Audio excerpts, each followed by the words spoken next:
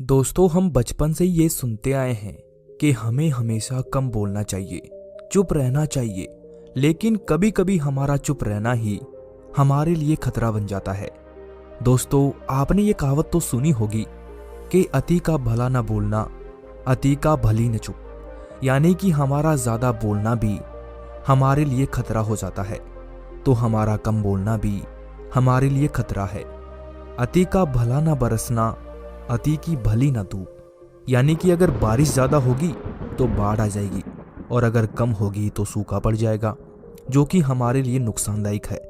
और ना ही हम अत्यधिक धूप को सहन कर सकते हैं और ना ही अत्यधिक ठंड को। इसीलिए किसी भी काम की अति नहीं करनी चाहिए।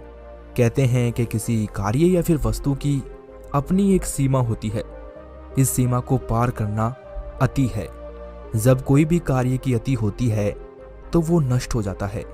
इसीलिए कार्य या फिर वस्तु के सुखद रहने के लिए सामान्य स्थिति ठीक है। अत्यधिक सुंदरी होने के कारण माता सीता का अपहरण हो गया था। अत्यधिक घमंड के कारण रावण मारा गया। अत्यधिक दानी होने के कारण राजा हरिश्चंद्र को घोर संकट उठाना पड़ा। अत्यधिक मद्यपान करने के कारण व्यक्ति शीघ्र मर जाता है। अत्यधिक सुंदरता ही आम्रपाली के दुखों का कारण बनी। हर चीज की एक मर्यादा का समय होता है, और उस मर्यादा से बाहर किया गया कार्य उसके बल, प्रतिष्ठा और शक्ति को नष्ट कर देता है। फिर उसका कोई मूल्य नहीं रह जाता। ना ही अति का संतोष ठीक है, ना अति का लोभ, ना अति का मान ठीक है, और ना ही अति का अपमान। क्योंकि जब हम हद से ज्यादा किसी का सम्मान करते हैं तो उसे अहंकार आ जाता है, और जब हम किसी का हद से ज्यादा अपमान करते हैं तो वो आत्महत्या तक कर लेता है। ना अति का बोलना उचित है और ना ही अति का चुप रहना। आज मैं आपको जो बताने जा रहा हूं वो है कि हमें किन स्थानों पर चुप नहीं रहना चाहिए। दोस्तों, वैसे तो कहा गया है कि व्यक्ति को कम से कम बोलना चाहिए, पर इतना भी चुप नहीं रहना चाहिए कि लोग आपको असमर्थ और शक्तिहीन ही समझने लगे। क्योंकि कई बार ऐसा होता है कि अधिक शांत स्वभाव से रहने वाले व्यक्ति को लोग समझना ही बंद कर देते हैं। उसके चुप रहने की आदत को उसकी कमजोरी समझ लेते हैं, और इसी स्वभाव के चलते लोग उसे चिढ़ाने लगते हैं, उसकी निंदा और अपमान तक कर बैठते हैं। उसकी चुप्पी को वो अपनी ताकत समझने लगते हैं, और आपके चुप रहने से उसे अपराध करने का बल मिल जाता है, और वो निर्भय होकर बुरे कामों में संलग्न हो जाता है। उसे ऐसा लगता है कि वो जो भी करेगा, वो जो भी बोलेगा, उसका कोई विरोध करने वाला है ही नहीं। वो जितना चाहे आपके साथ मनमर्जी कर सकता है। लेकिन दोस्तों, मेरी एक बात हमेशा याद रखना, यदि किसी स्थान पर आपके चुप रहने से अपराध होता है तो उसके जिम्मेदार आप होते हैं। इसीलिए समय आने पर आपको आवाज भी उठानी चाहिए, अपने लिए भी और दूसरों के लिए भी। क्योंकि आपका थोड़ा सा बोलना भी उसे कमजोर बना देता है। इतिहास प्रमाण है कि जिस जगह पर लोगों ने अपने मुंह पर ताले लगा लिए थे, वहां भयंकर अपराध के साथ विनाश हुआ था। बहुत ही पुराने समय की बात है। एक नदी के किनारे आश्रम में कई शिष्य पढ़ते थे। उनमें से एक शिष्य बड़ा ही शांति प्रिय और सरल स्वभाव का था, और वो बहुत ही कम बोलता था। उसके इसी स्वभाव के चलते आश्रम के सभी शिष्य उसकी हंसी उड़ाते थे, उसका मजाक बनाते थे, उसे बात बात पर डांटते रहते थे। कभी कभी तो वो दूसरे शिष्य उसका अपमान तक कर बैठते थे, परंतु उसने इस बात की शिकायत कभी भी गुरु से नहीं की थी। इसका परिणाम ये हुआ कि एक दिन आश्रम के दुष्ट शिष्यों ने उसे बहुत बुरी तरह अपमानित किया और मारा पीटा। जब ये बात गुरु को पता चली तो गुरु ने उस शिष्य को अपने पास बुलाया और उस शिष्य से पूछा कि इन लोगों ने तुम्हें क्यों मारा, आखिर तुमने ऐसा क्या कर दिया। गुरु की ऐसी बात सुनकर वो शिष्य रोने लगा और गुरु से बोला कि गुरुदेव, मैंने तो कुछ भी नहीं किया है, मैं तो उनसे कभी बोलता भी नहीं हूँ, लेकिन ये लोग मुझे हमेशा ही परेशान करते रहते हैं, मेरा मजाक बनाते रहते हैं, मुझे अपमानित करते रहते हैं, और आज इन लोगों ने मुझे बहुत मारा। लेकिन गुरुदेव, इसमें मेरी कोई गलती नहीं है, पता नहीं ये सब मेरे से क्या ही चाहते हैं, क्यों मेरे पीछे पड़े रहते हैं। उस शिष्य की पूरी बात सुनने के बाद गुरु ने उसे अपने पास बिठाया और समझाया कि पुत्र, जब तुम इस आश्रम में आए थे, क्या तब इन लोगों ने तुम्हारे साथ कोई दुर्व्यवहार किया था। गुरु की ऐसी बात सुनकर वो शिष्य बोला कि नहीं गुरुदेव, जब मैं शुरू में इस आश्रम में आया था तब मुझे किसी ने कुछ भी नहीं कहा था। ये सभी लोग मेरे से अच्छी तरीके से बात किया करते थे। फिर गुरु ने उस शिष्य से कहा, तो फिर अब ये तुम्हें परेशान क्यों करते हैं? गुरु की ऐसी बातें सुनकर वो शिष्य बोला कि मुझे नहीं पता गुरुदेव। फिर गुरु ने उस शिष्य को बताया कि बेटा, इनको ऐसा करने के लिए तुमने इन्हें मौका दिया है। तुम्हारा चुप रहना ही इनको हिम्मत देता है। आपकी चुप्पी ही आपके दुखों का कारण है। यदि आप चुप ना रहते और इनकी बातों का साथ के साथ जवाब देते तो इनमें भय के कारण ये दुष्ट प्रवृत्ति जागृत नहीं होती। फिर गुरु ने उस शिष्य से कहा कि बेटा, शांत रहने से अपराधियों को बल मिलता है। इसीलिए अगर कोई तुम्हारे साथ गलत करता है तो तुम्हें उसी समय बोलना चाहिए, उनका सामना करना चाहिए। अगर तुम उस समय बोलोगे नहीं, उनका सामना नहीं करोगे तो वो तुम्हें परेशान करते रहेंगे, क्योंकि जब आप बोलते नहीं हैं तो लोग आपको कमज़ोर समझ लेते हैं और फिर वो आपका अपमान करने लगते हैं। इसीलिए जहाँ पर बोलने की ज़रूरत हो वहाँ पर हमें बोलना चाहिए, क्योंकि ज़रूरत से ज़्यादा बोलना और ज़रूरत से ज़्यादा चुप रहना हमारे लिए हानिकारक होता है। इसके बाद गुरु शिष्य से कहते हैं कि बेटा, आज मैं आपको 8 ऐसे स्थान बताऊंगा, 8 ऐसी परिस्थितियां बताऊंगा जहां पर हमें कभी भी चुप नहीं रहना चाहिए। वहां पर हमें हमेशा बोलना चाहिए। अगर आप वहां पर नहीं बोलोगे तो आप मुसीबत में पड़ जाओगे। इसके बाद गुरु शिष्य से कहते हैं कि बेटा, पहला स्थान जहां हमें चुप नहीं रहना चाहिए वो है जहां पर अपराध हो रहा हो। वहां पर हमें कभी भी चुप नहीं बैठना चाहिए। देखो बेटा, जहां पर आपको लगे कि आपके चुप रहने से किसी को सुख की प्राप्ति हो सकती है तो वहां पर आप चुप रह सकते हैं। लेकिन जहां पर आपको लगे कि आपके चुप रहने से किसी को दुख की प्राप्ति हो सकती है तो वहां पर बिल्कुल भी चुप ना बैठे। फिर गुरु शिष्य से कहते हैं कि बेटा, जहां पाप का बल बढ़ रहा हो, जहां छल कपट हो रहा हो, ऐसी जगह पर कभी भी चुप मत रहना, क्योंकि उस समय आपका चुप रहना अपराध को और भी ज्यादा बढ़ाता है। फिर गुरु शिष्य से कहते हैं कि बेटा, महाभारत में जब युधिष्ठिर अपने चारों भाइयों के साथ जुए में द्रौपदी को हार गए थे और उसके बाद जब हस्तिनापुर की राजसभा में द्रौपदी का अपमान हुआ, तब उस सभा में द्रोणाचार्य, धृतराष्ट्र, भीष्म पितामह और कुलगुरु कृपाचार्य जैसे कई ज्ञानी थे, लेकिन उन्होंने चुप्पी साधे रखी और इस दुष्ट कर्ते का विरोध नहीं किया। और फिर उसी का परिणाम ये निकला कि महाभारत का भीषण युद्ध हुआ। अगर उस समय भीष्म पितामह, कुलगुरु कृपाचार्य चुप नहीं रहते और उस अपराध का विद्रोह करते, द्रौपदी का अपमान होने से रोकते, तो कभी भी महाभारत का भीषण युद्ध होता ही नहीं। फिर गुरु शिष्य से कहते हैं कि बेटा, यदि कोई तुम्हारा अपमान करे तो तुम्हें उस समय बिल्कुल चुप नहीं रहना है, तुम्हें अपने अपमान का जवाब देना है। इसके बाद गुरु शिष्य से कहते हैं कि बेटा, दूसरा स्थान वो है जहां हमें कभी भी चुप नहीं रहना चाहिए। जहां बात प्रतिष्ठा की हो, बात सम्मान की हो, वहां पर भी हमें कभी चुप नहीं बैठना चाहिए।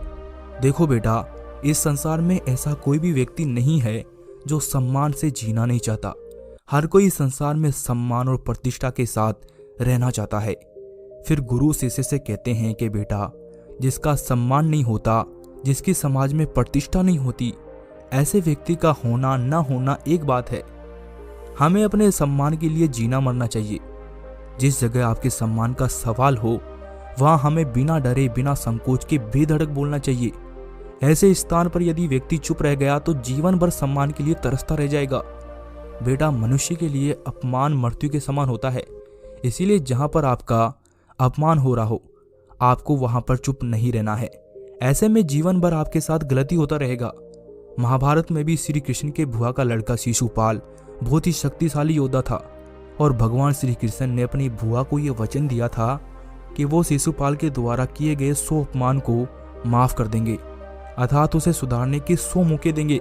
लेकिन जब शिशुपाल युधिष्ठिर के राजसूय यज्ञ का हिस्सा बनने पहुंचा तो शिशुपाल ने भगवान श्री कृष्ण का घोर अपमान किया, लेकिन वहां पर मौजूद सभी लोग चुप रहे। जिसके बाद भगवान श्री कृष्ण ने उसके 100 अपराधों को माफ करने के उपरांत अपने सुदर्शन चक्र को चलाकर शिशुपाल का सर धड़ से अलग कर दिया।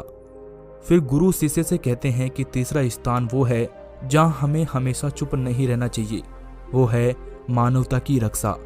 जिस जगह मानवता को शर्मसार किया जाता हो, जहां मानवता की हत्या हो रही हो, इंसानियत को रोना जा रहा हो, उसे देखकर जिनका खून नहीं खौलता वो मनुष्य कहलाने का अधिकारी नहीं है। जो व्यक्ति इंसानियत को मरते हुए अपनी आंखों से देखता है और चुप रहता है, उसका भी उस पाप में उतना ही योगदान है जितना कि करने वाले का है।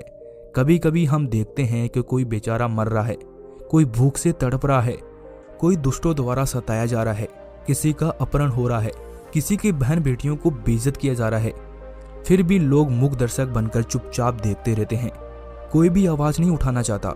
हमारे इस रवैये से मानवता की तो हत्या हो ही रही है, साथ ही साथ अपराधियों को बल मिलता रहता है। इसीलिए हमें चुप नहीं रहना चाहिए, क्योंकि आज उनके साथ हुआ है तो कल हमारे साथ भी ऐसा हो सकता है, और जब हमारे साथ होगा तो लोग भी चुप बैठेंगे। फिर गुरु शिष्य से कहते हैं कि बेटा, अगर आपके सामने किसी और पर अत्याचार हो रहा हो तो आपको कभी भी चुप नहीं बैठना चाहिए।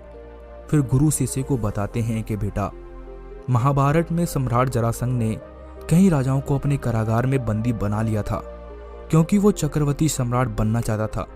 वो किसी को भी मारता नहीं था, जिसका कारण ये था कि जिस दिन 101 राजा हो जाएंगे तो वो महादेव को प्रसन्न करने के लिए उनकी बलि देगा। और ये बात उस समय के सभी राजाओं को पता थी, लेकिन सबके सब राजा मौन रहे। किसी ने भी जरासंध का विरोध नहीं किया। लेकिन जब कर्ण अंग प्रदेश का राजा बना तो उसे जरासंध की ये बात पता चल गई, और फिर उसने बंदी राजाओं को आज़ाद कराने के लिए लगातार 500 दिन तक जरासंध से युद्ध किया। और युद्ध के आखिर में कर्ण ने जरासंध को बताया कि मुझे तुम्हारी कमजोरी पता है, तुम्हें बीच में से फाड़कर मारा जा सकता है। कर्ण की ऐसी बातें सुनकर जरासंध ने अपनी हार स्वीकार कर ली और सभी राजाओं को मुक्त करा दिया। इसीलिए बेटा, मानवता की रक्षा के लिए आवाज उठाना भी जरूरी होता है। आपका एक कदम किसी का जीवन बदल सकता है। फिर गुरु शिष्य से कहते हैं कि चौथा स्थान वो है जहां हमें चुप नहीं रहना चाहिए, जहां बात अधिकार की हो। जो अपने अधिकार के लिए नहीं बोलता है वो अपनी आने वाली पीढ़ियों को गर्त में गिराता है। अपना अधिकार न पाने का अर्थ है अपने आप को गुलाम बनाना। यदि अपना अधिकार मांगने से ना मिले तो हमें लड़कर छीनना चाहिए।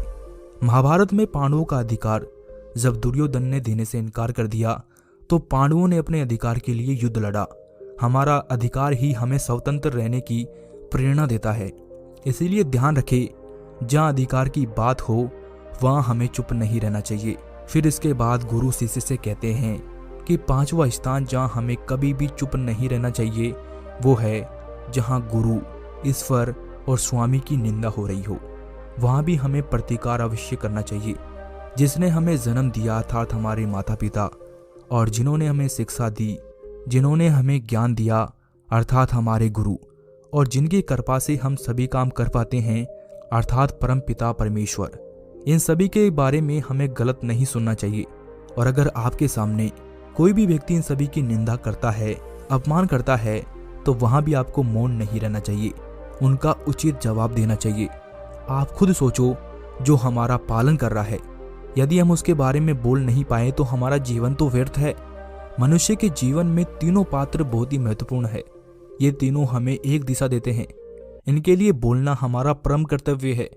बेटा, जहां बात धर्म की हो वहां भी हमें चुप नहीं रहना चाहिए, क्योंकि जो मनुष्य धर्म की निंदा करता है वो मनुष्य कहलाने के लायक है ही नहीं।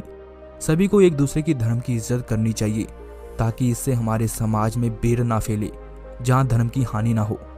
कई बार हमारे सामने लोग धर्म की बुराई करके चले जाते हैं और हम चुपचाप सुनकर घर आ जाते हैं। हम में से बहुत लोग इस बात का प्रतिकार नहीं करते हैं। ऐसा करने से धर्म के ऊपर पाप प्रबल हो जाता है और आगे चलकर हमारे धर्म को कुचल दिया जाता है।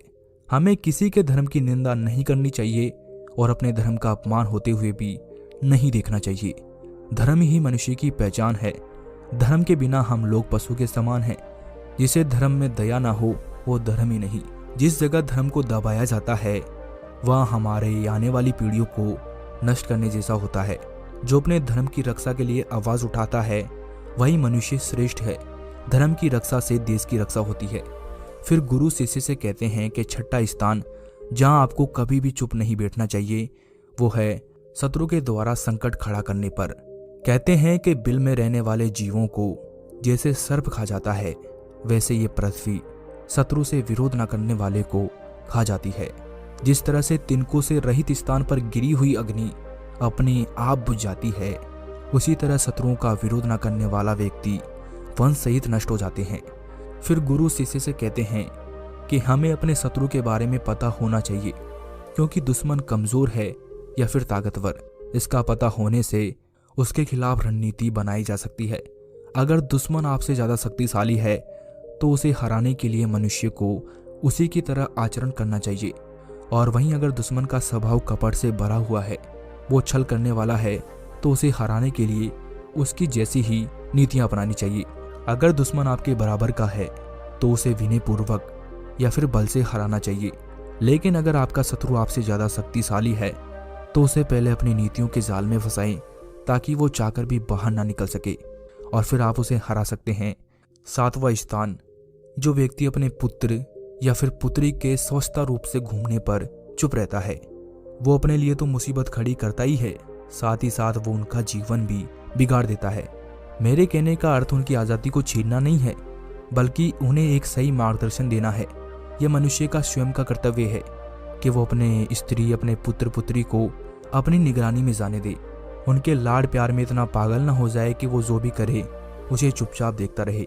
यदि आपको कुछ भी गलत लगता हो तो उसका प्रतिकार अवश्य करना चाहिए, क्योंकि बच्चों को इतना लाड़ प्यार भी नहीं देना चाहिए कि वो गलत रास्ते पर चले जाएं। उनके ऊपर निगरानी रखनी चाहिए, और इसके साथ ही उन्हें सही और गलत के बारे में बताना चाहिए। अगर आपको कुछ गलत लगे तो तुरंत उस बात के लिए उन्हें रोकना चाहिए, ताकि स्थिति ज़्यादा ना बिगड़े। फिर गुरु शिष्य से कहते हैं कि 8वां स्थान सबसे महत्वपूर्ण है, जहाँ हमें चुप नहीं बैठना चाहिए।